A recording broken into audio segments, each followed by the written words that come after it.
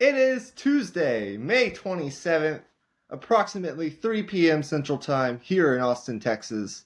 And we are officially, as of this moment of this recording of the Raw Prospect Football Podcast, 100 days away from kickoff of the 2025-2026 NFL season. And we are less than 100 days away from the kickoff of Texas and Ohio State come August 31st in the college football season, getting ever so close. Teams are starting OTAs. We're now in phase 3 or 4 of the offseason. We're getting closer and closer to the season. We're now officially past the halfway point of the offseason. We've gone through the draft, we've gone through free agency, and now we're here. So welcome back, guys, to the Raw Prospect Football Podcast. My name is Michael Wein. I am your host, or one of your co-hosts, and joining me as always is my fantastic co-host from another location in Austin, Texas, Mr. Emmy Nixon. You can find us on our socials down below. I'm at Michael_Wein1 on X and Emmy at Emmy_Nixon on X. On today's show, we've got a big time show. We are doing volume 2 of a new segment, a new offseason series that we introduced last week. Go check out our last episode that was posted this past weekend where we did volume 1 called Make Your Case or Make the Case. Basically, to quickly re-explain things before we get started here today, Emmy and I each week will be choosing 3 NFL teams of our choosing. And our job is to make a positive statement about that team related to the upcoming season. It can only be a positive statement. We're choosing to stay positive here on the Raw Prospect Football Podcast, at least for now. Maybe that changes later on the offseason, but we're choosing to stay positive just for now. And in a couple of minutes, 2 to 3 minutes, we've got to make our case for why we believe that statement could possibly come true in the 2025 NFL season. It's a pretty fun segment. We started it last week. Go check out that episode to check out the teams we've done, last week. We're each doing 3 NFL teams today. And on the back half of the show, we're actually going to do the same thing just with college football. You'll see, once we get there. You got to stay for the second half of the show to see what that's going to look like. But I welcome in my co-hosts here on this Tuesday afternoon, 100 days from the NFL season. How does that sound to you, Emmy? That sounds horrible. We are getting closer, but that's still way too long. I'm not prepared to wait that long.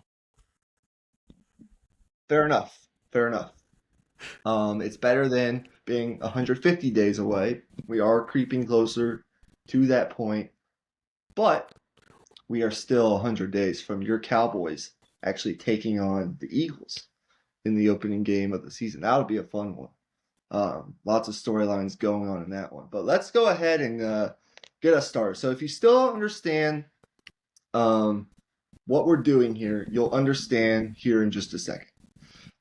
So Emmy, would you like me to start us off, or do you want to go first? You go ahead and start us off. Okay. I'm going to start with a team that wasn't good last year, finished tied for last in their division, but through the last month of the season, we clearly saw improvement, and there's optimism going into this year. And that's the Carolina Panthers from the NFC South. I believe Emmy talked about Tampa Bay Buccaneers from this same division last week. You'll have to go check out that episode once again.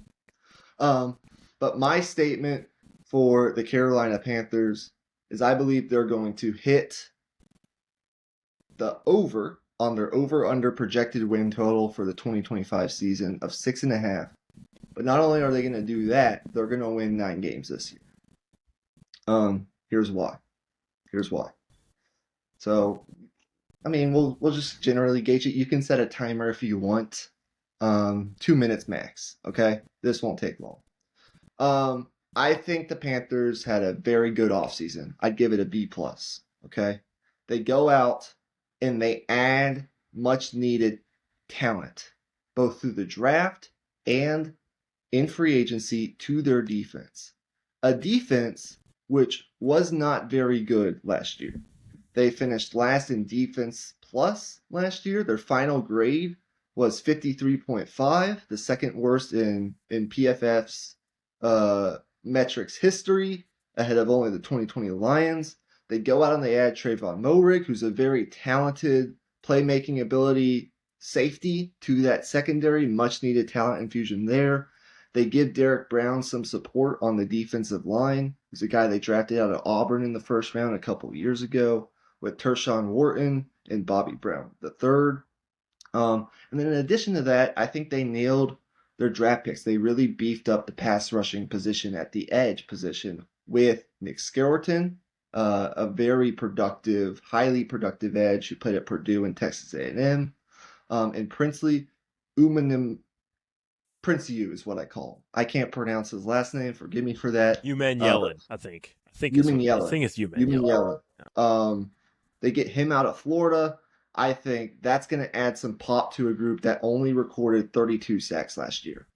They couldn't get off the field much of the season. They were 29th in the NFL in sacks, 32nd in the NFL in pressure rate. I think adding Tershawn Wharton and Bobby Brown to the interior of the defense will give them a more stout run defense, and Skeleton and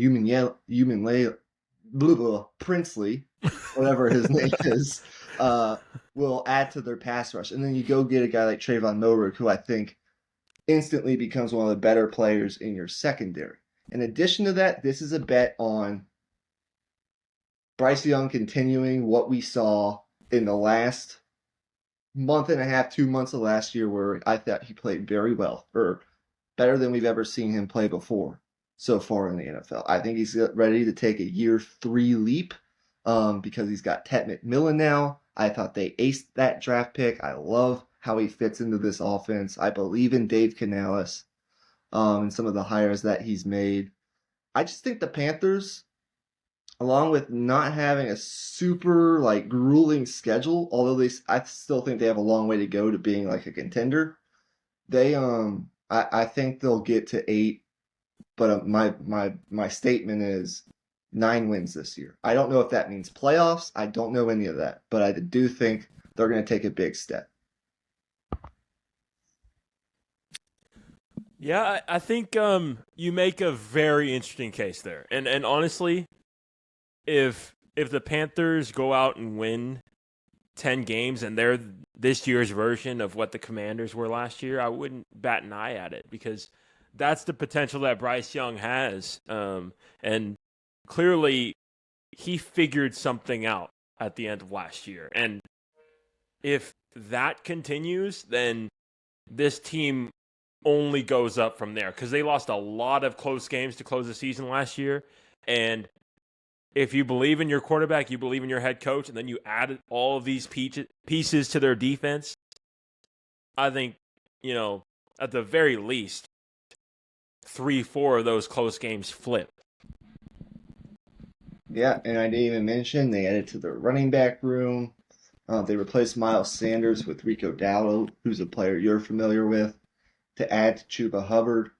The questions here are, number one, does Bryce Young actually take that step? That's the biggest component of this. But with the quarterbacks currently, think about this.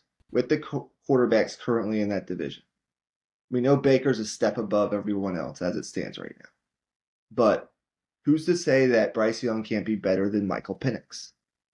Who's to say that Bryce Young can't be better than, or is already better than, whoever the Saints are throwing out there at quarterback this year? I think they'll be able to compete with the Falcons. They'll be able to compete and beat the Saints. And I just don't view their schedule as super tough.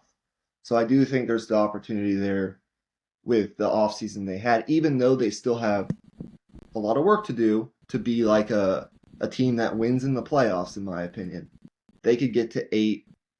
I think the most likely scenario is they get to 8. Getting to 9 would be a massive success for Dave Canales and company in year 2. But we'll move on. What do you got?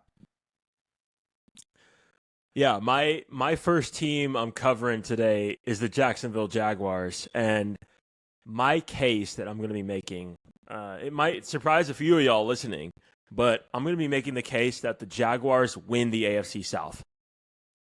So, yeah, I know, and I get it. But here's where it starts. Let's start with the head coach that they just hired, Liam Cohen. Has history working underneath Sean McVay, and then obviously worked with Baker Mayfield last year for his best season to date, of course. But just the coaching bump that you're going to get from Doug Peterson to Liam Cohen, I believe, will be substantial. Doug Peterson, Super Bowl winning head coach. I'm not taking anything away from him, but I do think after he won that Super Bowl, something changed, and it seems like once he enters a program, the first year is great, and then as the years go on, it seems to get more and more dysfunctional and unorganized, and that's how it felt with Jacksonville as well. And I think there's going to be a coaching bump there. Second thing, I think the Jacksonville Jaguars have better talent at high, at like the most important position groups than any other team in this division. You look at the high value positions in football, QB. That's probably where they aren't, above the Texans, obviously. But you look at edge rusher, you look at corner, you look at wide receiver. That's the main one I'm going to point out. Wide receiver, that wide receiver group, I think, has amazing potential. The Travis Hunter, Brian Thomas Jr. pairing really excites me. On top of that, you add in the fact that they also brought in Diami Brown from Washington as well. That's a three-headed monster that I think, keep an eye out for it. The fantasy leagues, fantasy owners, that Jacksonville trio of wide receivers is going to put up numbers this year. I feel very strongly about that. So I believe this passing game can get up to top 5 passing offense. I think Trevor Lawrence obviously still has a level that he can reach. I still believe in Trevor Lawrence. He had a couple of years where he was just kind of and he had some injuries he had to deal with. But I think coming into this year, kind of under the radar, I think this is a chance for him to really re-enter himself into that top 10 quarterback conversation. And if he does that, this Jacksonville Jaguars team is going to surprise a lot of people. Let me ask you a follow-up question. Make a very intriguing case. Is this clearly, to me, it felt like just pure belief in the Jaguars. Is this more, am I correct in saying that this is more of pure belief in what Jacksonville has, or is it you're not as strong in your belief in the Texans and the Titans and the Colts? Or is it a combination of both? I would say it's a little bit of both. I look at the Texans' offensive line, and that scares the shit out of me. I'm not going to lie to you. And then, obviously, C.J. Stroud, as great as he is, he's going to, raise that team's level, raise that offense's level, because that's how good he is. But at the end of the day, that offensive line is, for one, inexperienced playing together. They're bringing in a new offensive coordinator, so they're running installs. So they're at square one, just like Jacksonville is, in terms of, there's some offensive concepts being transferred over. Like, obviously there's some overlap for what the Texans are going to be doing next year. But in terms of their pass protection schemes and installs for that offensive line to, work together as a unit, those two teams are at square one. And I would even argue Jacksonville has more experience playing together as a unit on that side of things. So, this segment, it's bold predictions. I don't think this is the most likely prediction in the world, but if you ask me to make the case for the Jaguars to win the division, I think there's a argument there, and that's essentially what I wanted to show off.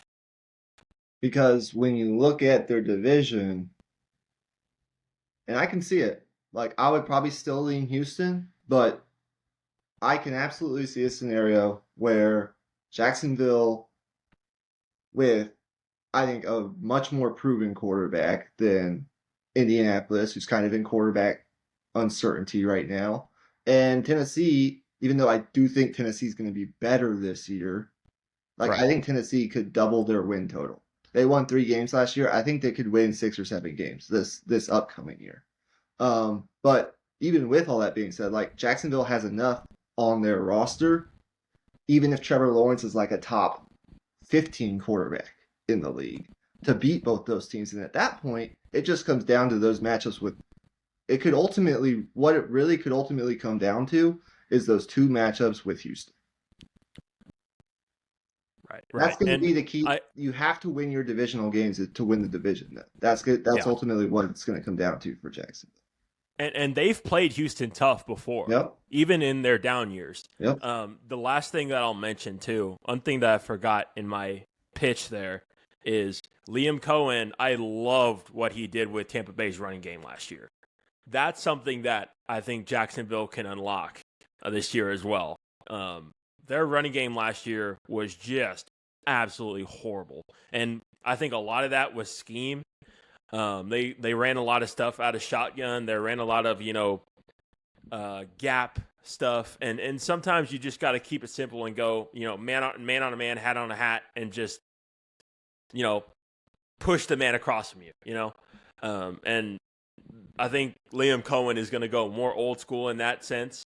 He's going to throw that in there. He's going to mix in some wide zone. I think they're going to get back to the basics, and I think this running game is going to be a lot better because of it. Yeah, I mean, you make a really good case. Okay, moving on. I'm staying in the NFC with my next take. This was another team that did not make the playoffs last year, and that is the Seattle Seahawks. My statement for the Seahawks is pretty simple. I'm going to make the case for the Seahawks to get back to the playoffs this upcoming season. I don't know what specifically their over-under win total is. It's probably about 8.5 if I have to guess. But I'm making the case with a new offensive coordinator and a new quarterback, the Seahawks will get back to the playoffs this year as a wildcard team.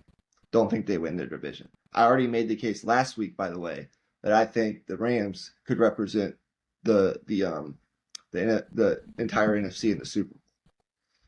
Here's why. I kind of view the Seahawks offseason like a 22-year-old or a 21-year-old, just when you're old enough to go to Vegas, that's been unleashed in a Las Vegas casino. They've just kind of been all over the place. But that's what it feels like they're doing to build the roster ahead of this 2025 campaign. I already viewed the Seahawks as a playoff team last year. I view them with enough talent this year to be a playoff team. But this is a big bet on 2 things. Number 1, Sam Darnold. I believe the Seahawks have done a very good job investing into their offensive line, especially the interior of their offensive line in the offseason. I think Gray Zabel someday, the offensive lineman they drafted in round 1 out of North Dakota State, that guy could end up being like an all-pro level guard in the NFL. I just think he's smart, very good at football, and I love that move to improve one of the weaknesses of this football team, which has been the interior of that offensive line. Of course, for this to come true, their tackles are going to need to stay healthy. They've had trouble keeping those guys healthy the past couple years. Hopefully with better, I'm assuming those guys are healthy though with this prediction. That's number 1. I believe Sam Darnold gets the protection he needs. We're going to see a Sam Darnold very similar to what we saw last year. A guy who can get you to the playoffs. What happens from there, who knows? But a guy that's very good, can be a top 15 quarterback, and can get you to the playoffs. And this is also, even more so, a big bet on who they hired at offensive coordinator. Because there were lots of changes personnel wise to the weaponry that Seattle has. They traded DK Metcalf. Tyler Lockett's now gone. That kind of core of wide receivers that they have are gone now. It's a remade wide receiver room. It's Cooper Kupp, right, who's on the wrong side of 30, has dealt with some injuries, but still very productive when he's on the field. It's Marquez Valdez-Scantling, and it's Jackson Smith-Njigba. Okay? Still a very good group of wide receivers. What this really comes down to for me, though, is I think Sam Darnold's going to be good if the offensive line's improved, which I believe it will be. Given Gray Zabel, I think is going to be an immediate upgrade over what they've had past couple of years.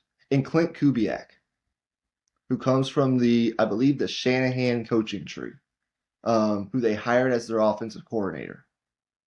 I just view what he wants to do with kind of that zone running scheme fits Seattle's personnel. I think it's going to be better than what they had in Ryan Grubbs last year, or at least a better fit.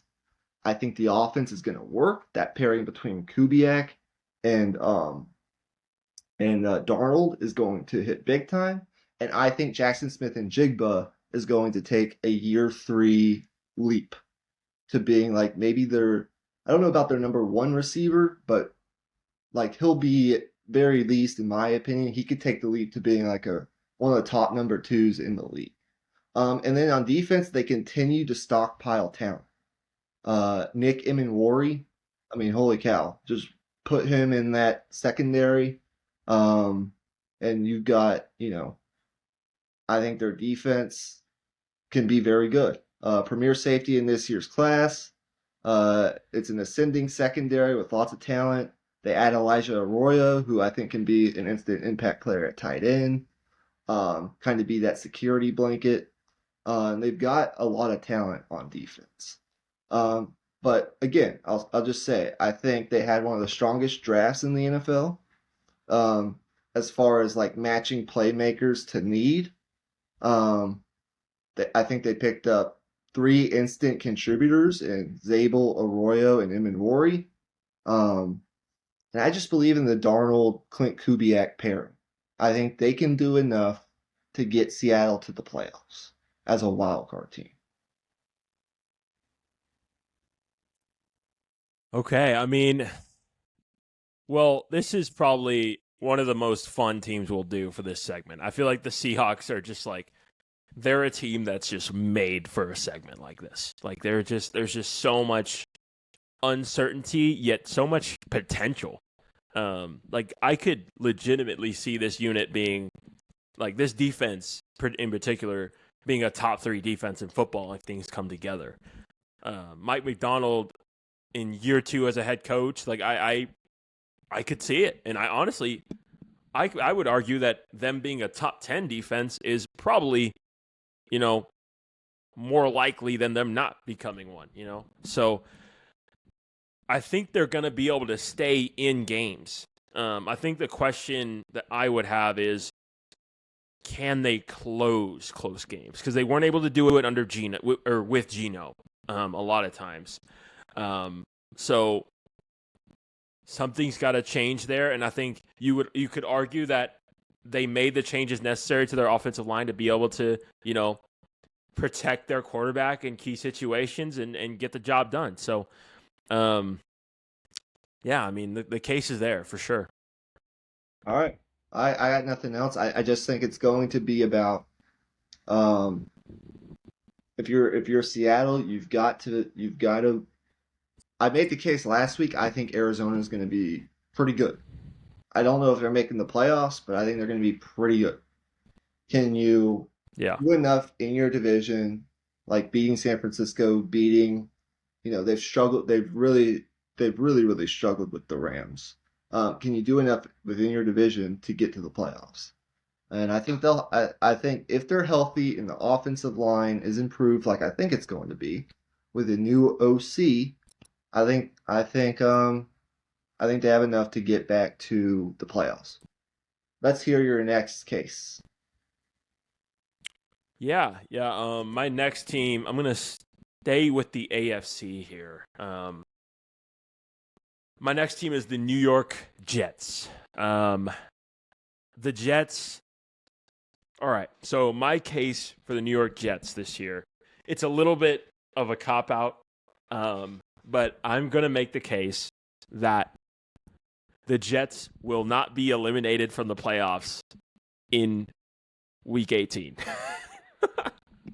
Because I don't know if I can go as far as to say that they'll make the playoffs or that they'll win 10 games. But what I will say is this team has a clear formula in a very similar way to what the Steelers had last year when Fields was playing. It's, take care of the football and control time of possession, run the football, and, just make enough plays in the fourth quarter to win a close game. And I think Fields showed, even though he got benched, and there certainly was some shortcomings, I think he showed that he can win games. And he even showed that in Chicago a little bit. I think the thing with Fields is he can see the field well. He understands the concepts. He just has to learn how to just let it rip and trust what he's seeing. And to me, that has more hope than, say, a guy who just doesn't know what he's seeing at all. This is not a, Nathan Peterman situation. I think Fields, there is a legitimate chance for him to still be a top half quarterback as soon as this year. And reason number one being, I think this is the best running back that he's been paired with in the NFL. Breece Hall, I think, is going to be unleashed this year behind this offensive line, who also is the best offensive line Justin Fields has played behind. Might even be by far, depending on if they stay healthy, of course. But great offensive line, great running back, and Justin Fields isn't a quarterback that's that great at going through progression. So I think having that X wide receiver in Garrett Wilson, that's really all he needs. Garrett Wilson is going to get open for him and be that main target. I think Garrett Wilson's going to put up a lot of numbers this year, by the way. But to close this out, it's going to be Steelers style football. I think this team under the new head coach, they're going to be, super hard-nosed, and they're going to hit the shit out of you. There's going to be some games where they're just going to steal a game because they caught a team off guard. A little bit similar to how the Raiders stole a game from the Ravens. The Raiders stole a game from the Ravens last year, or that kind of any given Sunday type of thing. And then all of a sudden, the Jets are sitting at 7-6 in December, and they're sitting there right there in the hunt. I can see it. Now, I made the case last week that I think the Patriots are finishing second in the division, and I'd still probably favor them over the Jets, provided all things are equal. But I will say this: I like your analogy about the Jets having a similar formula to the Steelers from this past year when Fields was the quarterback, or even when Russ was the quarterback. They're just totally two different players at two different stages in their career. In order to not be eliminated in Week 18, maybe they get eliminated or they barely miss out on the playoffs in Week 18. But in order to not be I would say going into Week 18, in order to not be eliminated, then it's going to take the Jets. And look, I don't know. I think Fields still has all the potential in the world. I was as high on Fields and as big of a fan of Fields as anybody when he came out of Ohio State. I think it's just going to come down to like if this team gets a lead, if they can get up on teams, if they can execute, not turn the ball over like you talked about, if Fields can improve upon not taking the amount of sacks that he's taken in his career. Maybe number one, because this is the best offensive line he'll have played with. I agree with you there. And number two, like it gets quicker going through progressions, maybe just because Garrett Wilson's the best wide receiver he's played with. I think you could also make that case as well. Right. Um, like I do believe there is a formula there for the Jets to even make the playoffs. I wouldn't go that far yet. I would still favor New England. Um, but their defense is very, very good. It'll be top 10 unit in the NFL if I think they're healthy. Um, and this running game, like if they can get a lead on teams, there is definitely a formula similar to Pittsburgh with a better running game and a better offensive line. But my only worry is if they don't end up getting a lead on teams. I still have my questions about whether or not not Sam Darnold, whether or not Justin Fields in a pass first offense can lead a team down, can lead a team back from down 7 to 10 points in the NFL. I don't know that he'll ever become that kind of quarterback.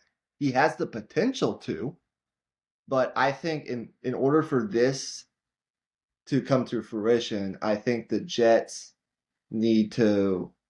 It's very important for them to get out to leads in games and kind of be a run first offense with Breece Hall and with this offensive line. I think Justin Fields, and it's okay. Like we've seen quarterbacks around the league who are great in run first offenses. I just think this will have to be a run first offense and not a pass first offense for that to come true. But I can definitely see it. Yeah, it's not even a case that I would, stand that firmly behind if you really put a gun to my head. But I do think for the sake of this segment, the Jets, like there is at least I would give it like a 20% chance that they're, somewhere in that mix. So on to the next team. Yeah. My last NFL team for this episode. I'm moving to the AFC.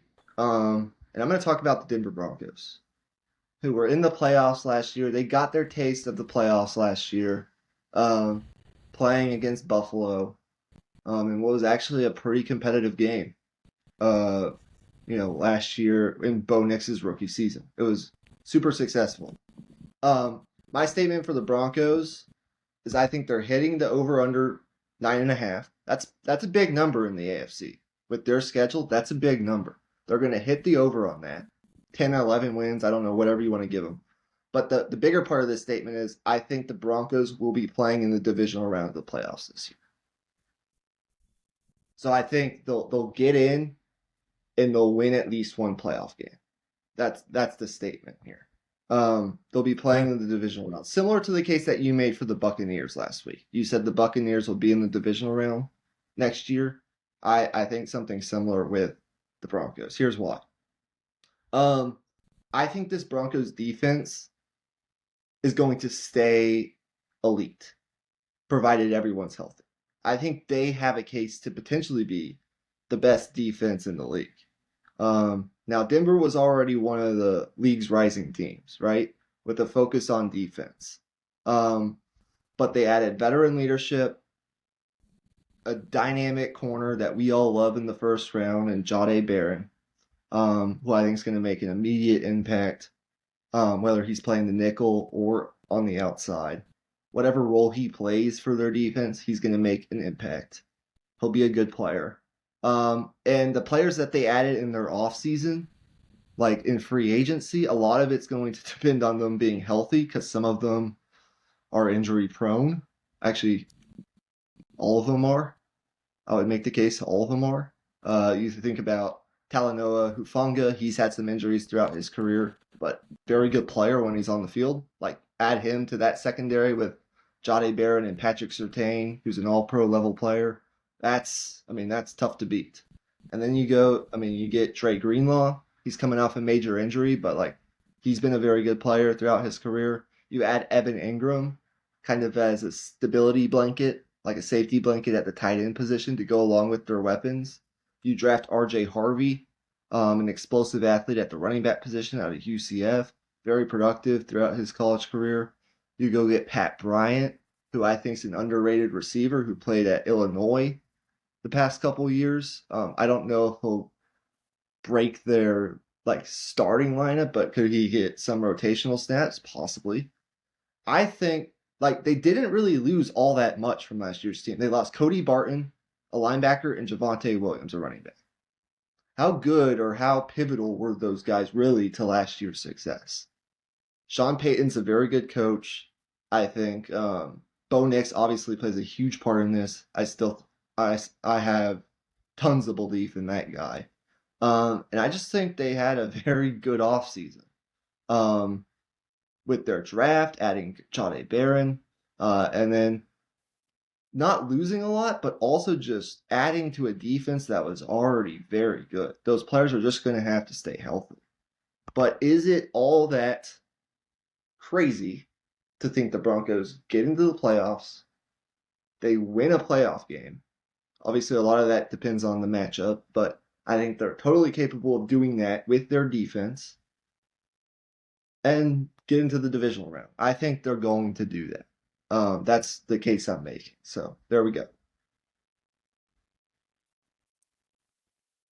Okay. I mean, divisional round. I mean, that's very strongly saying like Bo Nix is either the second or third best quarterback in this division. And I think that's if that happens, I think this is, definitely within the realm of possibilities. Because if that happens, then Bo Nix is firmly in that, top 12-ish quarterback discussion.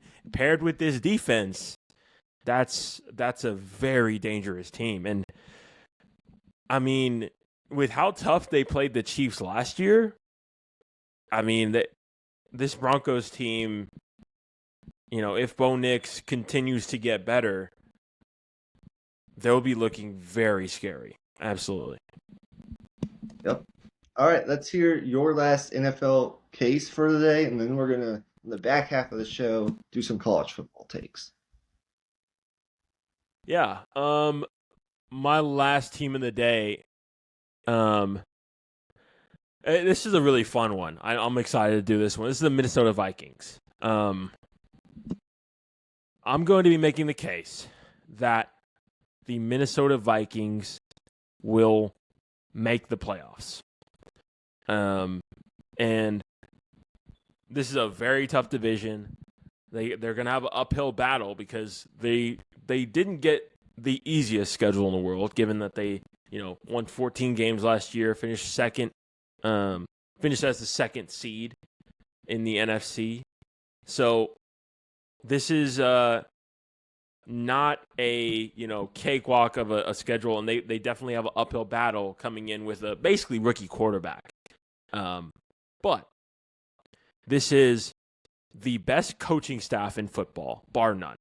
The pairing of Kevin O'Connell and Brian Flores just continues to baffle me that the NFL has not broken that pairing up. Like I keep on saying it, someone hire Brian Flores, but it hasn't happened yet. So the Vikings continue to benefit from that. So the best coaching staff in football paired with a roster that is very quickly, catching up to the quality of that coaching staff. Because it's felt like for a while that coaching staff has kind of raised, the level of play of the team overall, and they're playing kind of punching above their weight in terms of the actual roster talent that's there. But you look at this roster, it kind of feels like they've filled in those gaps. They bring in Jonathan Allen. They bring in a Javon Hargrave, veterans for that defensive line, to go along with what was already a really good, edge group in terms of pass rush with Dallas Turner and Van Ginkel and all those guys. they got a consistent pass rush out of those guys last year, and they brought in even more, reinforcements. A secondary that I think is going to be even better now that, they have the guys that can rush the passer in one-on-one situations. They don't always have to blitz. Then on the back to the offensive side of the ball, the weapons that this team has to work with still. TJ Hawkinson, Justin Jefferson, Jordan Addison entering year 3, a player that I think a lot of people are forgetting about. I think Jordan Addison this year could have a kind of, be the Devontae Smith to Justin Jefferson's A.J. Brown, so to speak, for this team. I feel very strongly that the Minnesota Vikings are not going to see much of a drop-off. 14-3 is a stretch. I mean, they had a very magical season last year, and a lot of things went right. But I could definitely see this team winning 11 games. So what was your statement again? I didn't catch it on the front end. What was your statement? That the Vikings will make the playoffs. Okay. I can see it. My only pushback would be you said you believe Kevin O'Connell and Brian Flores is the best coaching staff in the league, correct? Correct. Well, okay. Well, the Chiefs exist. Yeah. I was just making sure I wouldn't take them. I wouldn't take them in the over NFC. Yeah. Andy Reid and Steve Spagnuolo, guys who have won that's Super Bowls. Fair. But I was just checking you on that. But I put them in the top 3 for sure. Maybe they're top of the NFC. I can absolutely see that. And that matters in the NFL. Like I've always said this, I think the NBA is it's a stars league. Like stars win in the NBA, right?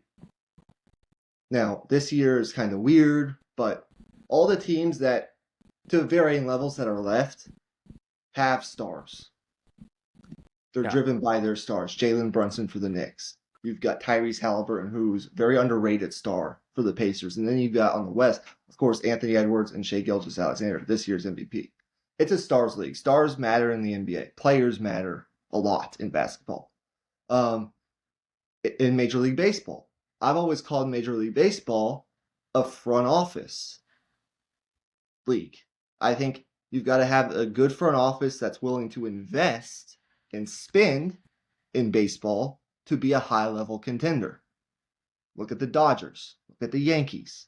Look at there are, of course, outliers in every sport. Like you can make the case for like the Rays in the COVID year. That was a weird year where they made the World Series. But that's come on. Those are the outliers. If we're being honest, like teams that spin are the teams that win in baseball. And you've got to have the ownership in the front office that's willing to do that. Yeah, and to be fair, the Rays did have an advantage that year because they're the only team that was used to playing in front of no fans. So that's true. That is true. Good one. But I say all that to say football is a coaching league. I think the NFL is a coaching quarterback league. That's what it is. You gotta be good at both. You have to have a very good coach, if not an elite coach. I think to win a Super Bowl, you need to be elite at least one of those, if not both of those, in today's NFL. And the Vikings fit perfectly into that description. Now the only question I have is what is JJ McCarthy coming off a leg injury? That's the only question I have. But if he's and I don't mean this in a demeaning way, if he's a bus driver of this team, they can absolutely win 10, 11 games, get into the playoffs. No doubt about it. So with the coaching, the coaching will elevate it to that level. And then they've obviously they've made investments in areas of weakness from last year. They drafted, I think, 1 or 2 offensive linemen. Definitely needed to do that. I can definitely see it. So with all that being said, hopefully you guys enjoyed that segment. Let's do let's do volume 1 of college football, make the case for 2025. We'll switch the order here. We'll flip the order. So I'll let you go first for college football. Yeah. For my first team for college football, I'm gonna be making the case for the Michigan Wolverines that they're gonna be. All right. My statement for the Michigan Wolverines is that they are going to make the playoff this year. And they are, not one of the, inner circle teams that's mentioned a lot right now. They're just not. You're mentioned in the Ohio States of the world, the Texas of the world, Georgia's, of course. But Michigan right now, they have a roster that obviously they got gutted by, players going to the NFL, but they do have one thing that is going to for sure be an upgrade, and that is at the quarterback position. Bryce Underwood is the real deal.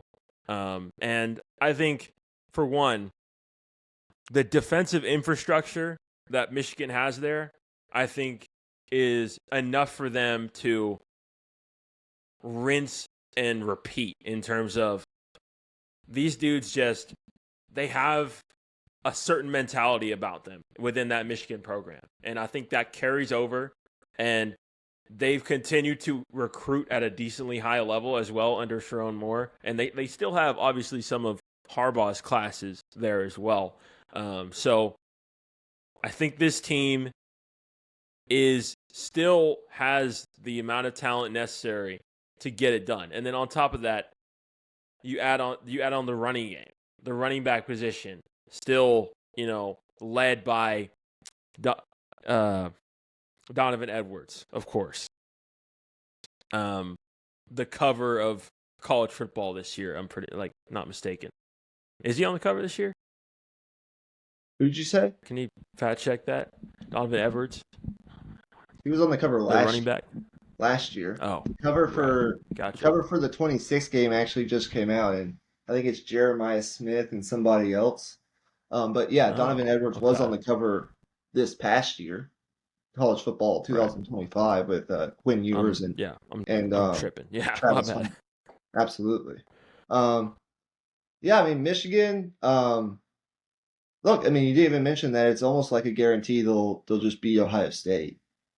They Yeah, do them every at year. this point. Um, Yeah. They get to I play at like home this year. I like the pieces they added. They went out and they spent in the transfer portal. They go out and they get Justice Haynes, add to that running back room, which is already very strong. In From Alabama, he's a good player. He's a guy that could have started for Alabama this upcoming season. Donovan McCulley, very good wide receiver from Indiana, who was a playoff team last year. You go get him. Why that's important is you lose your best pass catcher, and that was the tight end, Colston Loveland. Yep. So you're gonna have to have some of these younger receivers plus this transfer step up. But like Bryce Underwood, he's dynamic. If he can just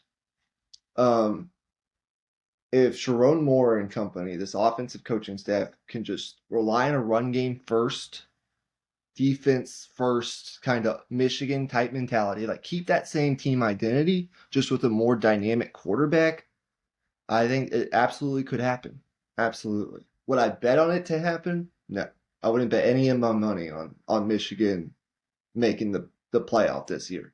I don't know if you would either. But for the sake of this segment, I think it's a very interesting conversation to have.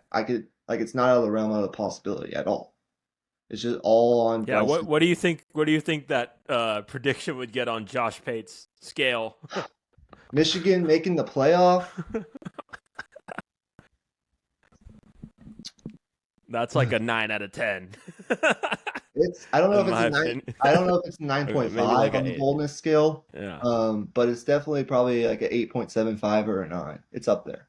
Yeah. Because it is a freshman quarterback. Like as good as Bryce Underwood is, it is a freshman quarterback. As good as we think he is, right? In the Big Ten. Right. Yeah. Okay. We'll go ahead and do my first one.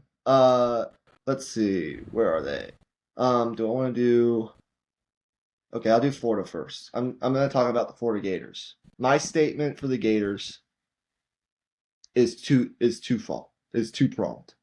Number one, I believe the Gators are winning 9 games this year. But the caveat to that is that includes a bowl game. So I'm not saying they're going to go 9-3 in the regular season against their tough schedule. They might, like they have the talent to do that if DJ Lagway's healthy. But I do think they're going to win 9 games, including a bowl game this year. Okay, that's part one of the statement. Part two of the statement, though, is where this shit gets interesting. Okay? Listen closely. Florida had a really tough schedule last year. That's why a lot of people did not believe in them. And it started really rough, right? I mean, they got blown out of the gates by A&M, a team that fell apart the last month and a half of the season, and they got blown out by Miami. Okay? Neither of those teams made the playoff. Like, it was an ugly start in Gainesville. DJ Lagway got hurt, so they really struggled for a part of the season. But in the second half of the season, guess what happened? They beat Ole Miss. They beat LSU. They beat some pretty damn good teams down the stretch, and they were able to end up winning 8 games. And that saved Billy Napier's job. The second part of this statement, in addition to them winning 9 games total, including a bowl game, okay, is I think the Gators go 2-1 against playoff teams from a year ago that are on their schedule. The playoff teams from a year ago that are on their schedule this year are Texas. They get them at home in the swamp. Tennessee, breaking in a new quarterback. No more Nico. And Georgia, they get them at a neutral site. They always play at a neutral site. That's like a big rivalry. You talk about 3 teams, all of which are breaking in new quarterbacks. 2 of them you get at home. We really don't know how good Gunnar Stockton is. Kirby Smart has been outspoken about like the concerns he has. Are they as good on the defensive line? Are they as good on the offensive line? How much depth does Georgia actually have? Like they have a ton of talent, of course. It's still one of the most talented rosters in America. But if DJ Lagway is healthy and he's the better quarterback in that game, why couldn't Florida win that game?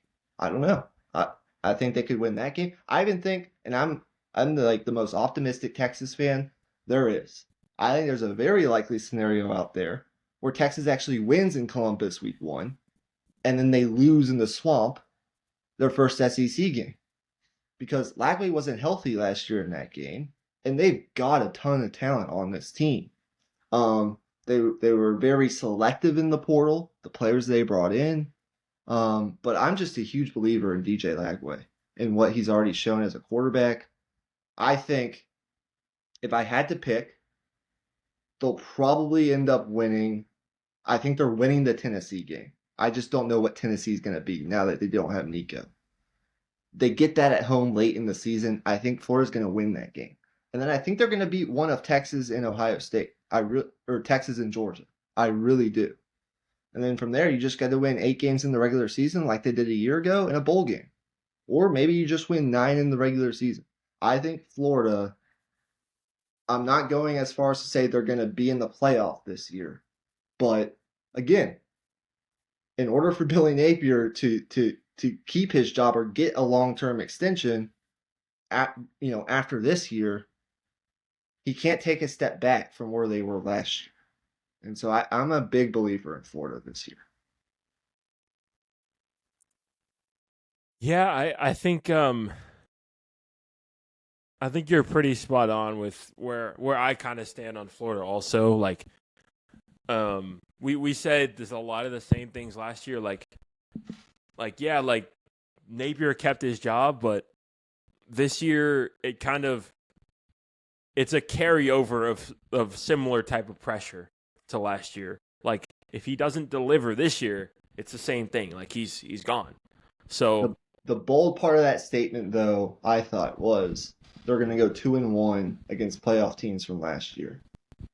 That's the part I'm really sold on. I think they're going to if it were me and I were to predict it, I'd pick them to lose to Texas, of course, if I were being biased, and beat Georgia and and Tennessee. But like they could beat Texas. If that Yeah. game's at night in the swamp, first SEC game of the season, first like true road SEC environment for Arch. Um, if Florida gets up in that game, like that could be the kind of game. And Texas is way better than this. Like it won't be this bad, but that could just be the kind of hell that you fall into maybe once or twice a year as a team. Kind of like Texas was in hell last year against Georgia. That could be the Yeah. kind of hell that Texas, had to face when they played in Fayetteville the first year under Sark. Like I don't think it's going to be that bad, of course. Texas is much better than that. But you get down 7-0, 10-0 in that game, and the swamp, all that talent that Florida has, like it's not out of the question. So we'll just leave it there. Yeah. Yeah. Um, Do you think I'll throw a follow-up question at you. If Florida ends up going 3-0 against playoff teams from last year, do you think DJ Lagway is in New York come this December? if they go 3-0 against the three playoff teams from last year, I think they're in the playoff, and I think DJ Lagway's in New York. Okay. Yeah, I think Because I at agree. that point, you're saying we already beat theoretically, the toughest teams on our schedule, and that gives us even more wiggle room to maybe trip up against an LSU or an Ole Miss or maybe even an A&M. Like, I do think that if that happens, yes, I think I would even take it a step further. Say they go 10-2 and they get into the playoff. And DJ Lagway, Wow. I don't know if he wins the award, but he could be in New York. He could be in New York regardless. Yeah. So really quick, we don't have much time left. What's your last college football statement you wanted to throw out there? Yeah. My last team is those LSU Tigers that you mentioned there. So here's the case. For one, LSU has arguably the best returning quarterback in the SEC and one of the best returning quarterbacks in the country. Yep. You bring back your quarterback, and all of a sudden, your defense comes together a little bit. You bring back guys like, Gabriel Relaford, Harold Perkins. Trying to come up with names here, but they've got talent on that defensive side of the ball, and they showed a lot of growth last year as well. So if that continues and you get another bump to that defense, they're gonna be sitting pretty. So the case here is that LSU will make it to the SEC championship and be in the playoff. Okay. So I think they're ready to step back into that level of contention. I really do. I think the key here is that level of quarterback play. You look around the country, and a lot of your protagonists, if you're looking at the college football landscapes, your main characters, they're looking at first-year starters or inexperienced starters. So LSU has that clear distinction of a team that has their returning quarterback, has that built-in, chemistry and kind of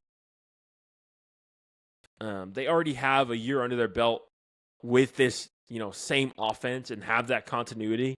And now it's just like they already they come into week one dialed in. They don't have to work out, rust or chinks in the armor.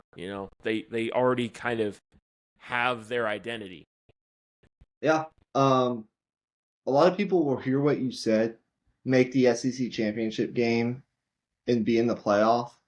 Given I think a lot of people are skeptical about Brian Kelly and this coaching staff.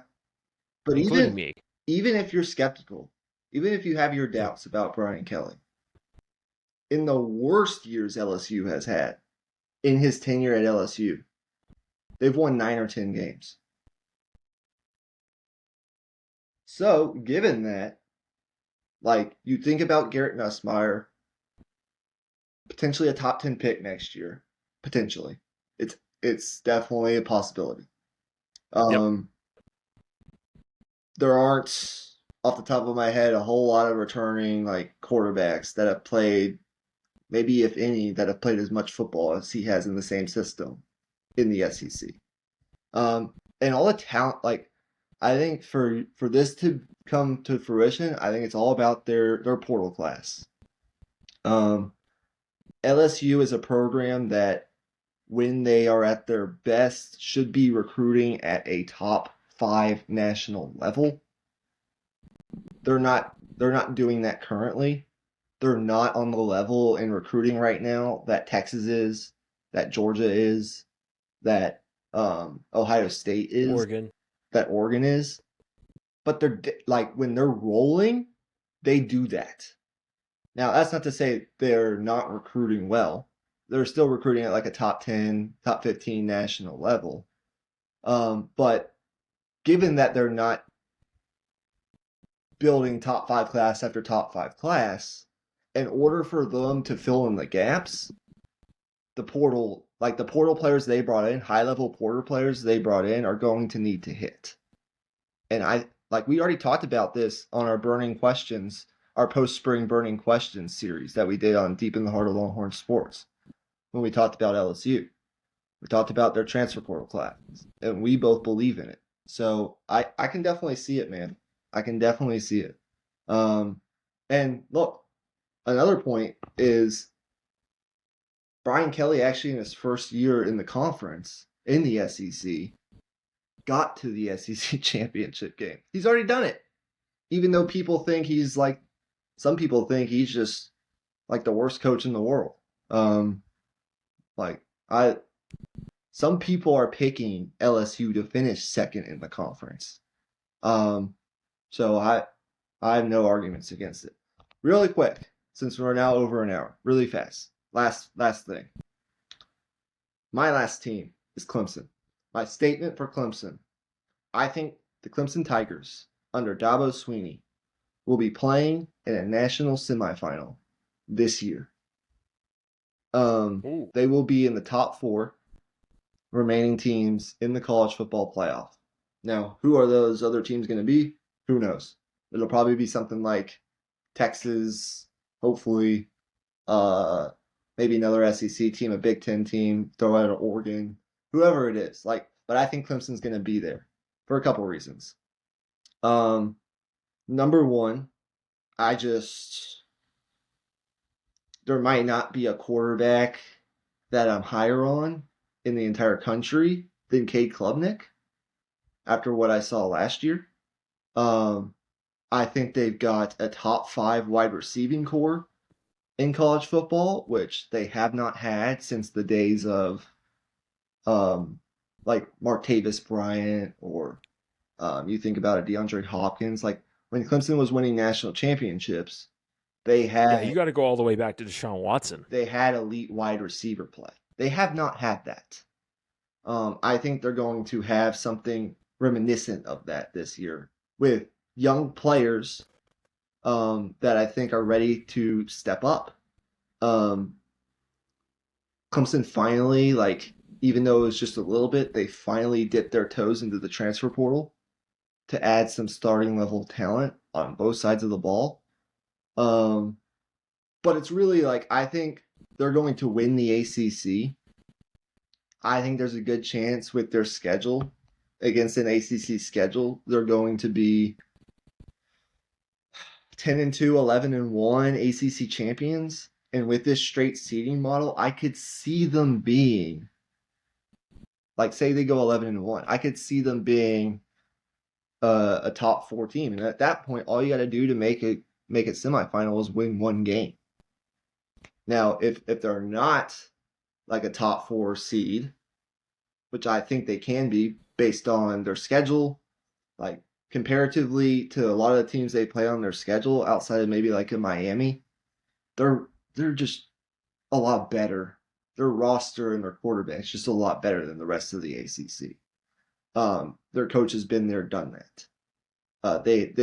I still think they're going to have the running game, even though they lose Phil Maffa. But like, I just think where it gets interesting is if they're not a top 4 seed and they have to win 2 playoff games to get to a national semifinal. But I do believe there's a strong possibility, if Cade Klubnik is who I think he is, that they'll be a top 4 seed, and all they'll have to do is win 1 game. And at that point, I think it's a good possibility of happening. So that's my case for Clemson. So, and not even a pushback, but just a question for you. Like, do you think Clemson would need to go undefeated to be a top 4 seed, or do you think they could do it with a loss? That's a good question. I'm gonna look at their schedule really fast, but to answer your Yeah, question, sorry to put you on the spot. right off the top of my head, I think they could do it with a loss as long as that loss is to the right team. If that makes sense. So Yeah. you look at their schedule. Okay, they don't even play Miami. If they go 11-1, Oh, damn. their toughest games this year, they start with LSU on a neutral. That's one of the best games of opening weekend. Their last game, as always, is against South Carolina. They could be another fringe playoff team this year with Lenora Sellers. As long as the loss comes to one of those 2 teams, I think they could do it with I think they could be a top 4 seed going 11-1 and winning their conference, just because I don't know if there are going to be that many other teams in the Big Ten, in the SEC, as good as those conferences are, to go 11-1. I think it's getting harder and harder to go 11-1, to go undefeated, especially in the 2 biggest conferences. So if they go 11-1 and there's not maybe but like 1 or 2 other teams that are 11-1 or better, like, yeah, I think Clemson can get a top 4 seed doing that. But what they can't not do is go 11-1 with a loss to Furman at home. That's like what they can't Notre Dame. Yeah, they can't go full Notre Dame. Yeah, they can't do a Notre Dame from last year. But yes, I'm very, out of all the takes that we've discussed today on today's episode, we each had 5 takes, right? For the Make Your Case Volume 2. 3 NFL, 2 college football.